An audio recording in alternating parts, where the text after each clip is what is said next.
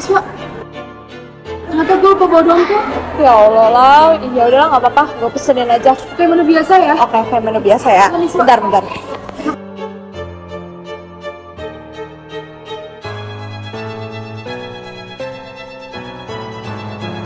Niswa, kemarin gue 30.000 kan? 33.000 tahu jadinya. Gue liat di bon 30.000 kok.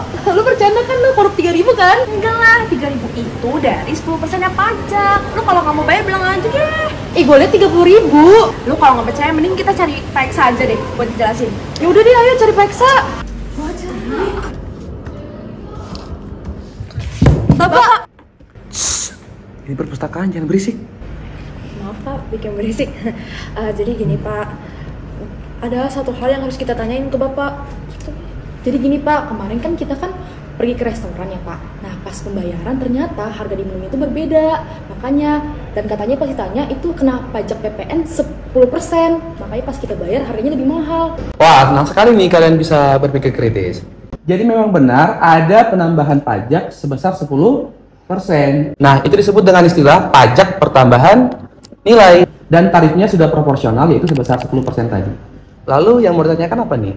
Saya tuh bingung Pak, padahal cuma beli makanan. Kenapa kita harus bayar pajak PPN itu? Oh, jadi gini. Salah satu kewajiban kita sebagai warga negara adalah taat bayar pajak. Nah, nanti pajak yang kalian bayarkan itu akan kita terima kembali dan itu disebut sebagai hak kita.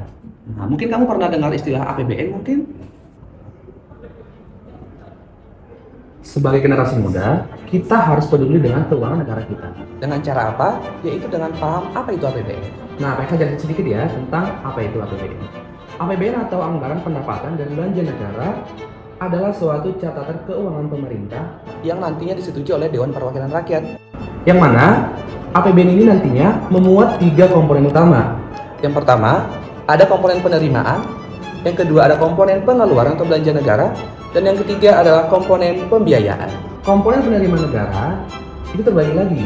Ada penerimaan dari pajak, ada penerimaan dari non-pajak. Kalau penerimaan dari pajak juga terbagi dua lagi nih. Ada penerimaan dari dalam negeri, ada penerimaan yang bersumber dari luar negeri. Apa sih pajak dalam negeri? Yang pertama itu ada PPh, migas, dan non-migas. Kemudian yang kedua ada pajak pertambahan nilai. Nah itu tadi kasus yang kalian temukan kan. Berikutnya ada pajak bumi dan bangunan. Kalau kita punya rumah kan. Dan juga ada biaya perolehan hak atas tanah dan bangunan. Sedangkan penerimaan negara bukan pajak. Kalau dari dalam negeri ada laba atas BUMN. Kemudian penerimaan atas sumber daya alam. Nah kalau dari luar negeri ada hibah atau bantuan secara cuma-cuma.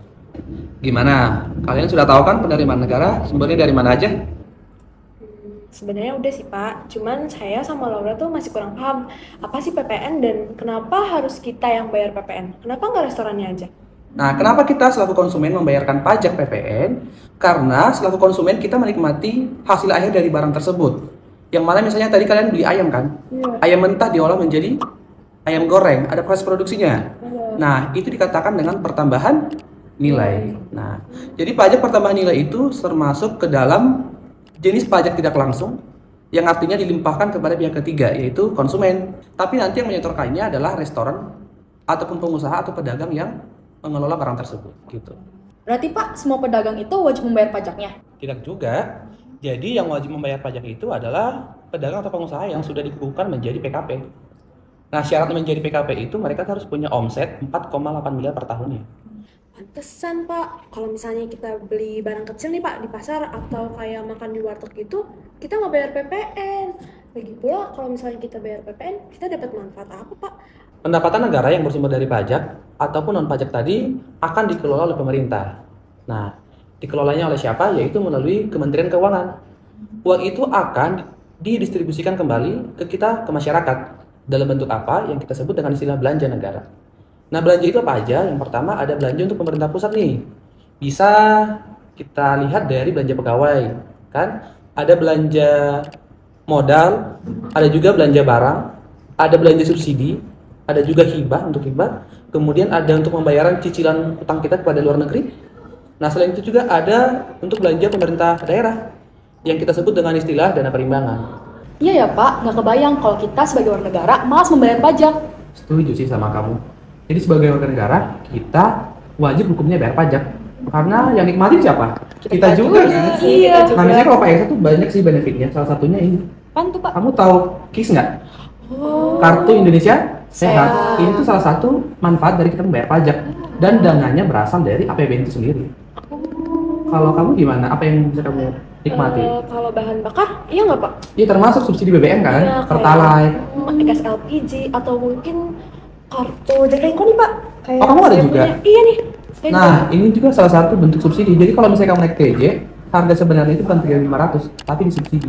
Oh iya Pak, saya emang kalau naik Transjakarta terus pakai kartu ini jadi lebih murah Pak. Iya.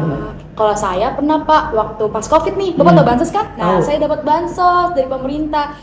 Wah, berarti kita nih sebagai generasi muda, apalagi masih pelajar, sudah mulai nyumbang ke APBN dong Pak dengan cara bayar pajak yang tadi. Betul.